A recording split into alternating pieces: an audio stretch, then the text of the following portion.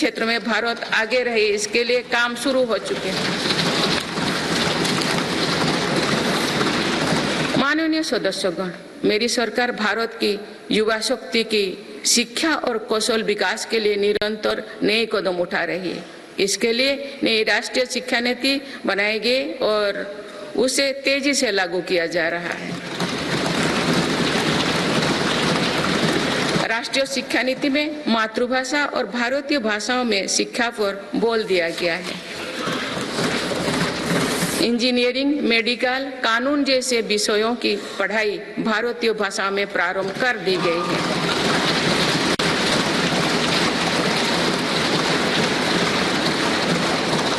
स्कूली शिक्षा में गुणवत्ता लाने के लिए मेरी सरकार 14,000 से अधिक पीएम श्री विद्यालयों पर काम कर रही है।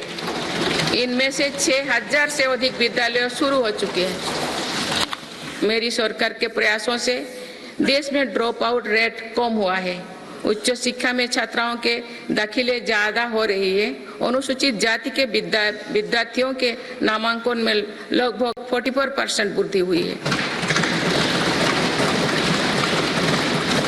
नामांकन में अनुसूचित जनजाति के विद्यार्थियों की 65% और ओबीसी के विद्यार्थियों को 44% अधिक वृद्धि हुई है।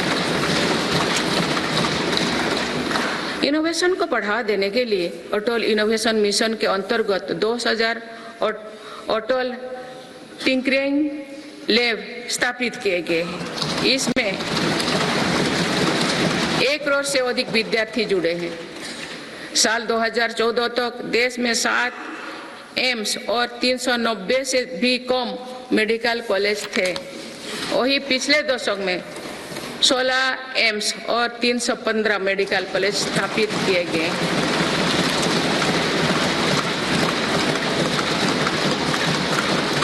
157 नर्सिंग कॉलेज स्थापित किए जा रहे हैं। पिछले दशक में एमबीबीएस की सीटों में 2 गुना से भी अधिक की वृद्धि हुई है। माननीय सदस्यगण, पर्यटन क्षेत्र युवाओं के लिए रोजगार देने वाला एक बड़ा सेक्टर है। मेरी सरकार ने बीते 10 वर्षों में पर्यटन के क्षेत्र में अभूतपूर्व काम किए हैं। भारत में घरेलू टूरिस्ट की संख्या के साथ ही भारत आने वाले विदेशी पर्यटकों की संख्या भी बढ़ी है। पर्यटन के क्षेत्र में जो वृद्धि हो रही है, इसका कारण भारत की बढ़ती साख है। आज दुनिया भारत को देखना और जानना चाहती है। इसके अलावा शानदार कनेक्टिविटी विकसित होने के कारण भी पर्यटन का दायरा बढ़ा है। जगह जगह एयरपोर्ट बनने से भी बहुत फायदा हो रही है। नॉर्थ ईस्ट में आज रिकॉर्ड संख्या में टूरिस्ट पहुंच रही है।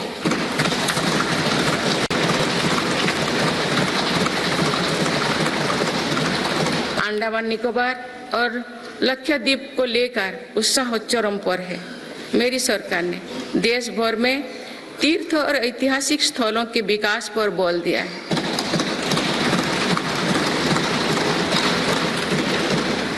इससे अब भारत में तीर्थ यात्रा आसान हुई है।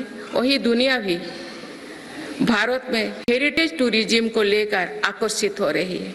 बीते 1 वर्ष में 8.5 करोड़ लोग काशी गए हैं।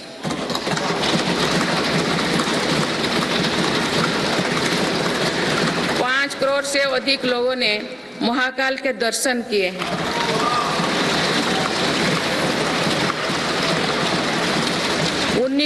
19 लाख से अधिक लोगों ने केदार धाम की यात्रा की है।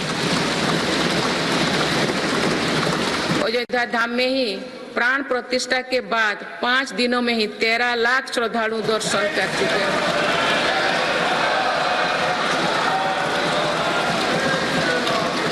पूर्व, पश्चिम, उत्तर, दक्षिण भारत के हर हिस्से में तीर्थ स्थलों पर सुविधाओं का अभूतपूर्व विस्तार हो रहा है। मेरी सरकार भारत को मीटिंग और प्रदर्शनी से जुड़े सेक्टर में भी अग्रणी बनाना चाहती है। इसके लिए भारत मंडपम और यशोभूमि जैसा इंफ्रास्ट्रक्चर बनाया जा रहा है।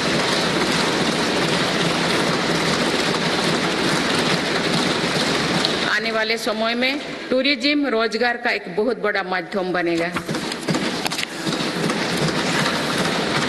माननीय सदस्यगण, देश की युवा शक्ति को कौशल और रोजगार से जोड़ने के लिए हम स्पोर्ट्स इकोनॉमी को मजबूत कर रहे हैं। मेरी सरकार ने खेलों और खिलाड़ियों को अभूतपूर्व मदद दी है। आज भारत एक बहुत बड़ी खेल शक्ति बनने की ओर अग्रसर हो रहे हैं।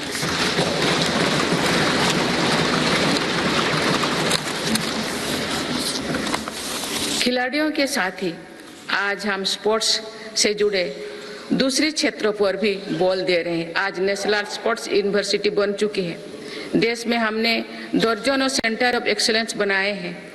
इससे स्पोर्ट्स को एक प्रोफेशन के रूप में चुनने का अवसर युवाओं को मिलेगा।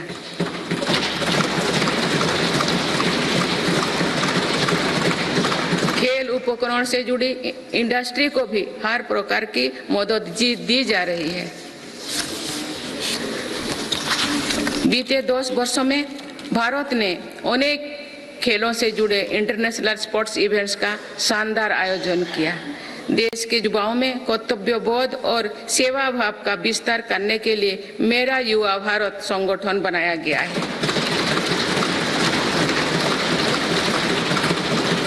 अभी तक इस संगठन से लगभग 1 करोड़ युवा जुड़ चुके हैं।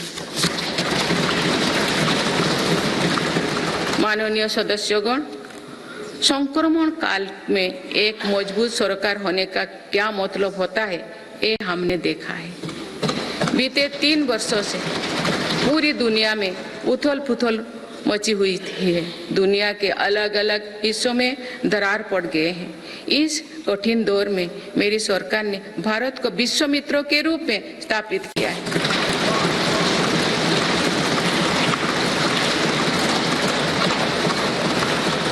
विश्व मित्रों की भूमिका के कारण ही आज हम ग्लोबल साउथ की आवाज बन पाए हैं।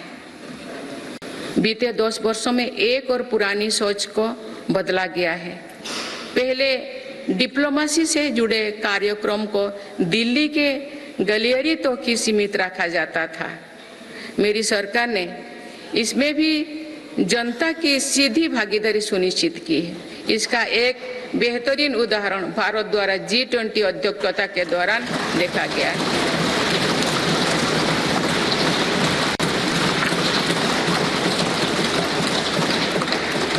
भारत ने G20 को जिस प्रकार जनता से जोड़ा, वैसा पहले कभी नहीं था। देश भर में हुए कार्यक्रम के जरिए भारत के वास्तविक सामर्थ्य से दुनिया का परिचय हुआ।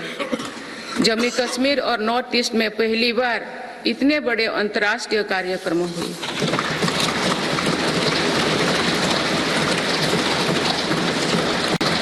पूरी दुनिया ने भारत में हुए ऐतिहासिक G20 सम्मेलन की प्रशंसा की। ऐसे बंटे हुए माहौलों में भी एकमत से दिल्ली घोषणा पत्र जारी होना ऐतिहासिक है। वुमेन लेड डेवलपमेंट से लेकर पर्यावरण के मुद्दों पर भारत का विजन दिल्ली घोषणा पत्र की नींव बना। हमारे प्रयासों से G20 में अफ्रीकन यूनियन के स्थायी सदस्यता को भी सराहा गया है। इसी सम्मेलन के दौरान Bharat middle east Europe corridor के निर्माण की घोषणा हुई है। ये कॉरिडोर भारत के सामुद्रिक सामर्थ्य को और सशक्त करेगा। ग्लोबल बायोफ्यूल अलायंस का लॉन्च होना भी बहुत बड़ी घटना है। इस प्रकार के कदम वैश्विक समस्याओं के समाधान में भारत की भूमिका का विस्तार कर रहे हैं। माननीय सदस्यगण, मेरी सरकार ने वैश्विक विवादों और संघर्षों के इस दौरे में भी भारत के